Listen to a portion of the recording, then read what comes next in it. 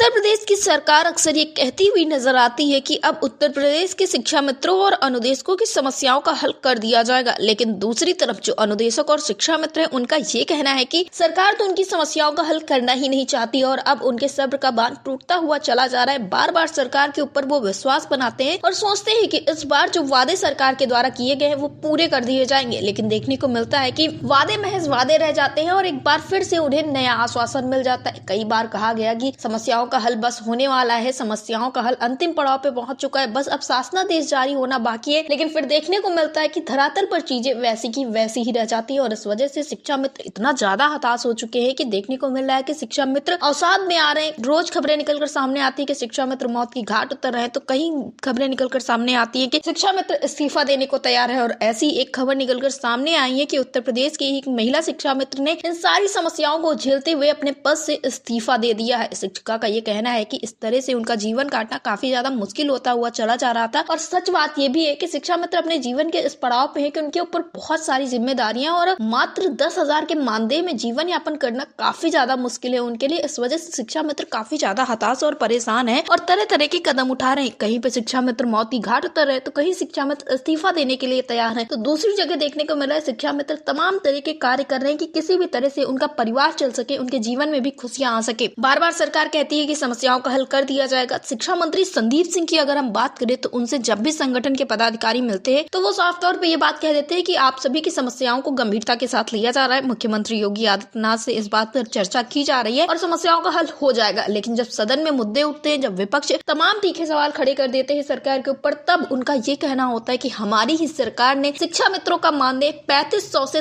10,000 कर दिया है, एक बड़ी वृद्धि की है। हर बार बस सदन में यहीं पे बात अटक जाती है और शिक्षा मित्र हताश हो जाते हैं और ये वक्त ऐसा है जब शिक्षा मित्रों को बस यही कहना है कि एक बार उनकी समस्याओं का हल कर दिया जाए, स्थायीकरण को लेकर, नियमितीकरण को लेकर, या यूं कहें कि मानदेय वृद्धि को लेकर शासनादेश जारी कर दिया जाए ताकि उनके जीवन में भी खुशियां आ सके। अब तो शिक्षा मित्र ये भी कहने लगे हैं कि प्रधानमंत्री नरेंद्र मोदी, जिनके ऊपर इतना भरोसा था, जो देश के विकास की बात करते हैं, प्रदेश के विकास की बात करते हैं और डबल इंजन की सरकार है इस वक्त पर उत्तर प्रदेश में, इनके द्वारा ही कहा गया था कि शिक्षा मित्र उनका परिवार है। अब शिक्षा मित्रों को समस्याओं का सामना नहीं करना पड़ेगा। ये बात है 2017 के पहले की और आप देख सकते हैं 2017 से 2025 तक पहुंच चुके हैं, लेकिन फिर भी उसके बाद प्रधानमंत्री नरेंद्र मोदी ने बिल्कुल भी इन शिक्षा मित्रों की तरफ मुड़ के नहीं देखा। इनकी समस्याओं के हल के लिए कोई भी बात नहीं की। मुख्यमंत्री योगी आदित्यनाथ से मुलाकातें होती हैं तो वो कभी नियमावली बनाने की बात करते हैं, तो कभी निगम बनाने की बात करते हैं, तो कभी कहा जाता है कि बस अब कमेटी बन चुकी है, शासनादेश जारी होना बाकी है, लेकिन देखने को मिलता है कि हर एक स्तर पर पहुंचकर खबर ये होती है आखिर में कि शिक्षा मित्रों का मानदेय वृद्धि नहीं हुआ है। इसी तरह की तमाम बातें शिक्षा मित्रों के जहन में है और इस वजह से शिक्षा मित्र इस्तीफा देने तक के लिए भी मजबूर है और अब भी अगर सरकार ने कोई कदम नहीं उठाया तो देखने को मिलेगा कि उत्तर प्रदेश का हर एक शिक्षा मित्र इस्तीफा देने के लिए मजबूर हो जाएगा। तब शायद सरकार को समझ में आए कि शिक्षा विभाग में इन शिक्षा मित्रों का कितना बड़ा हाथ है, किस तरह से ये अपने जीवन को कठिनाइयों के साथ जीने के बावजूद भी पूरी ईमानदारी और निष्ठा के साथ बच्चों को पढ़ाते थे, उन्हें ज्ञान देने का काम करते थे। तब शायद सरकार को ये शिक्षा मित्रों के इन अनुदेशकों की अहमियत समझ में आएगी। फिलहाल तो अब तो ये कह दिया गया कि शैक्षिक सत्र में कुछ देखने को मिल सकता है और जो संगठन है वो भी इस बात का इंतजार कर रहे हैं कि जल्द से जल्द कुछ हो जाए और एक अगर सीमित समय तक कुछ नहीं होता है तो बड़ा कदम उठाने के लिए शिक्षा मित्र संगठन भी मजबूर हो जाएंगे और फिर वो किसी भी बात को नहीं मानने वाले। और आम शिक्षा मित्र जो है, या यूं कहे कि जो शिक्षा मित्र है, उनका यही कहना है कि अगर इस बार प्रदर्शन होगा तो ऐसा प्रदर्शन होगा कि जब तक सरकार खुद सारे शासनादेश जारी नहीं कर देगी तब तक ये शिक्षा मित्र अपने आंदोलन को स्थगित करने वाले नहीं है। डेस्क रिपोर्ट, अटल टीवी।